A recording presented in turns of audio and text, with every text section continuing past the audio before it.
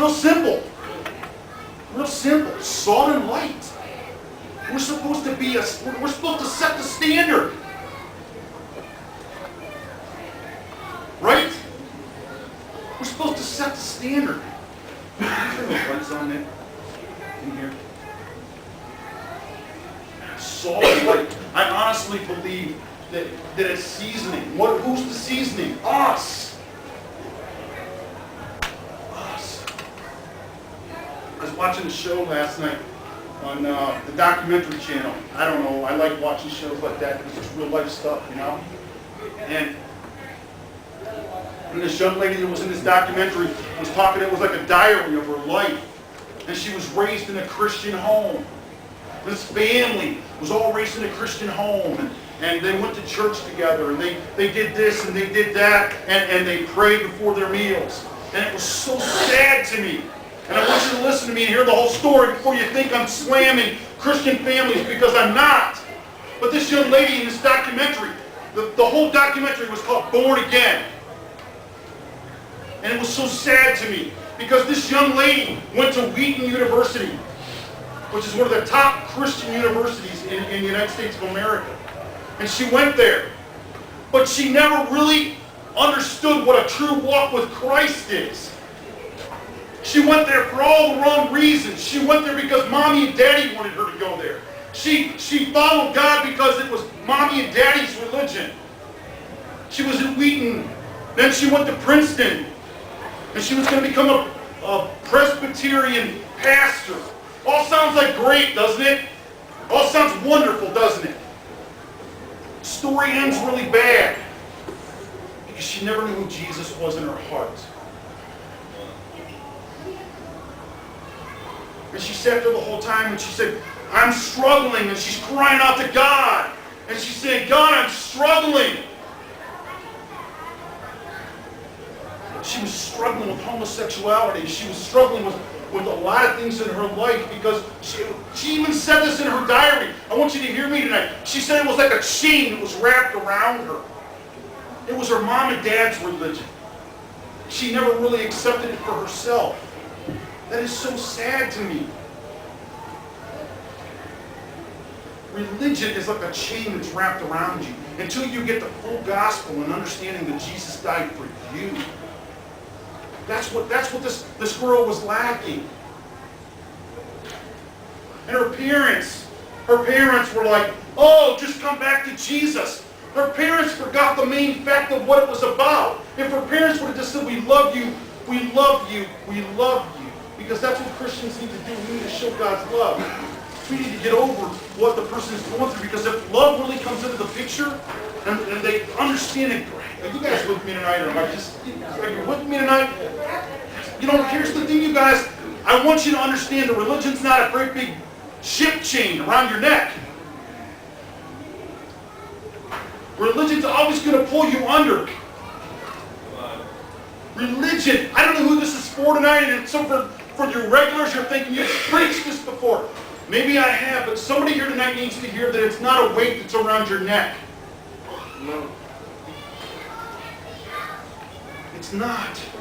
When you really understand what Jesus has done for you and you really grasp the whole gospel and you get that Jesus died for just you and it doesn't matter about anything other than the relationship that God wants to have with you, and you break off the chain and you say, you know what, I finally get it, and it's not about where you go to church and how, it's about the relationship you have with God. You know, preachers get up and preach good messages every week. There's anointed pastors out there. Some of the preachers that I listen to on SFM, I go, wow. I go, wish I could preach like that. That's awesome. I'm only me, and God's wanting me to give what I have. And what I have for you tonight is this. It's not a religion. It's a relationship with a God who loves you. So many times, I look around and I see people that are just so hurting in this church and so down and so downcast. And they walk around and it's like, you know, it's like a great big weighted chain. It's like a ball and chain that hangs off of them. We have been praying for the last month So when people walk through that threshold of that place, that they feel something that God only can give them. But when they walk out, they're free in Jesus.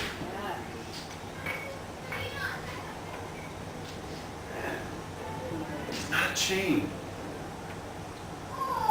It's not about a bunch of rules. It's about a relationship.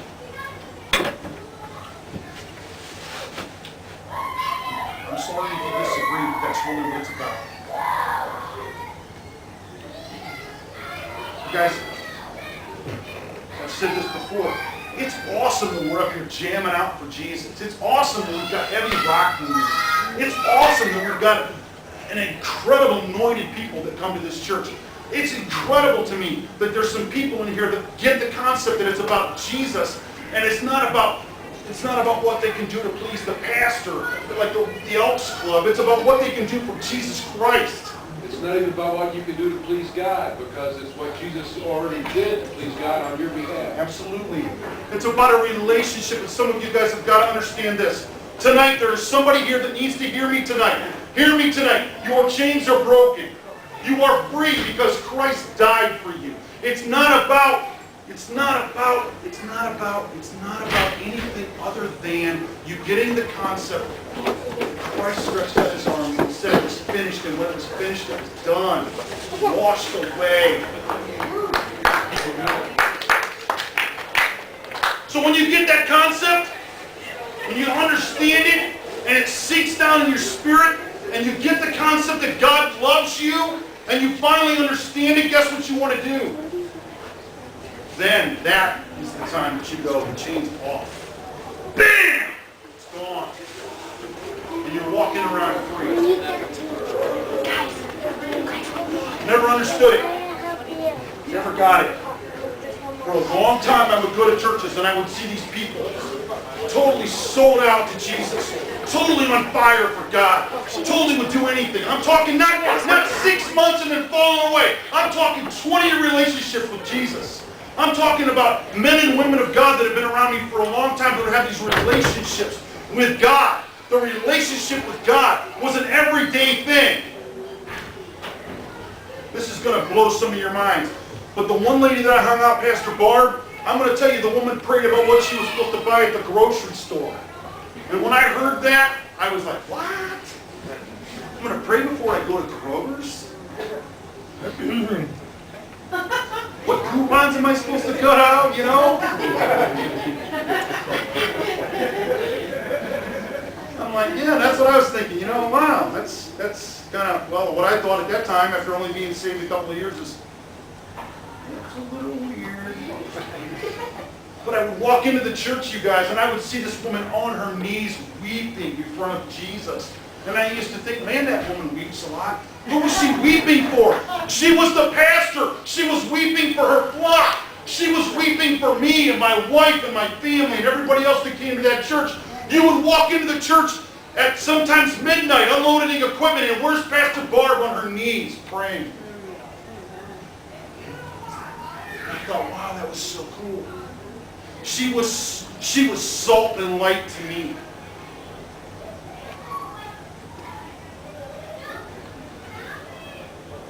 That's the kind of faith I want.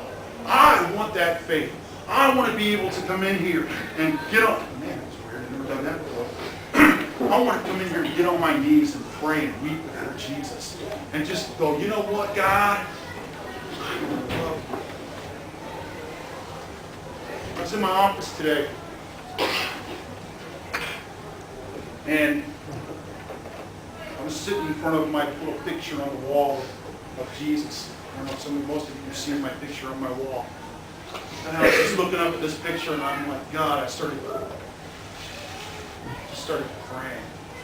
And some of your faces were coming into my mind and I started praying for you guys. And I was sitting there on the floor like a little Indian stance, but a fat guy like me is hard to get down on the floor. And I'm sitting on the floor and I just got my hands raised up and I'm just like, God, I just need you. I just want to be a light tonight. I just want to be salt, Lord Jesus. Somebody who's got big problem. I just want you to speak through me and use me, Lord God. And I began to raise my hands, and if I'm lying, I'm dying, you guys. It was like God was reaching right back down to me. I had my hands up higher than I've ever had, being on the ground, and I've got them outstretched, and I'm just like, Jesus! Use me. I have never been this adamant about trying to tell you guys it's the most awesome thing you could ever do is to hit your knees and pray. Because you know what it does? It humbles you. It gets rid of your pride. It takes everything out of you, and you just get to a point where you're like, you know what, this isn't so bad. I can understand what Bart got out of this, Pastor Bart. And I began to lift up my hands, and I've done this a lot in my 20 years of walking with Jesus, 22 years or whatever. I'm telling you, it's the most awesome thing. And when I'm standing over there and I see 4 or 5 people across here on their knees worshiping God, and some of you are going, man, that's kind of strange. I think it's the most awesome, incredible thing. Because you know what? They got a lot more guts than some of you do, because you know what they're saying? I don't care what people think. I'm worshiping my Jesus.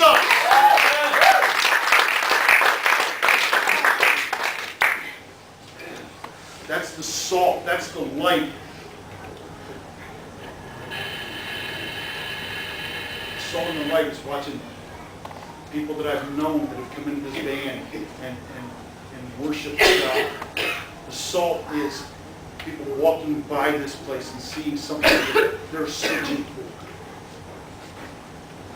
I love coming in here all the time. I love being a part of Jesus Christ's kingdom. I love being a part of being God's child.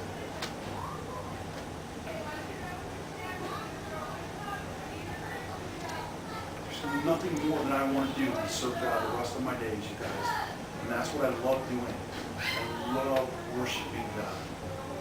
That salt to me is smiling at a waitress that has a bad day.